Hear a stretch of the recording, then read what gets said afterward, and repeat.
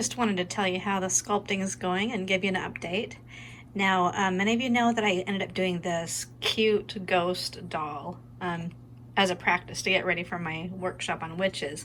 Now this doll, the pattern for it, Karen Baker actually teaches, and you can go to Curious Mondo and just look up Karen Baker's name and you'll find the classes that she teaches. So if you're curious about how to do a face like this, you can find that there. I went ahead and did the whole doll because I just had such a fun time doing it and following her instructions. So anyway, she's a great sculptor and a great teacher, so I'd encourage you to check that out as well. Now my workshop that I'm doing is on the witches. And so we've got our original witch.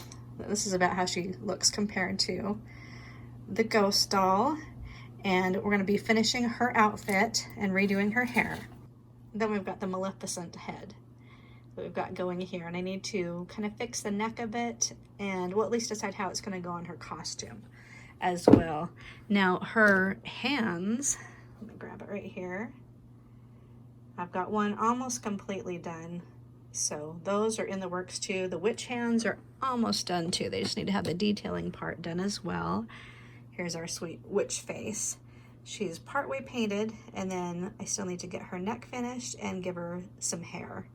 Though before I do that, I'm going to blush her face just a little bit more than this, so she's got a bit more color coming on, but I think her mouth turned out super, super cute. And then we've got her boots, which I'll pull up one so we can have a closer look. Got these all finished up. I'm just kind of doing a little bit of touch up on the heels so they can be nice and squared out, because I really like that look.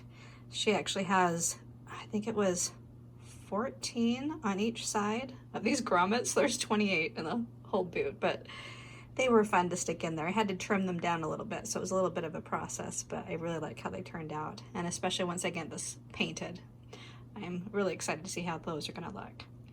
So that's what we've got going in the works. These pretty ladies waiting to have their bodies finished so they can stand up by our first doll to get finished. So anyway, I'll have some more videos out for you this week as well, giving you some more tips and tricks on sculpting and especially how we put these art dolls together. Take care.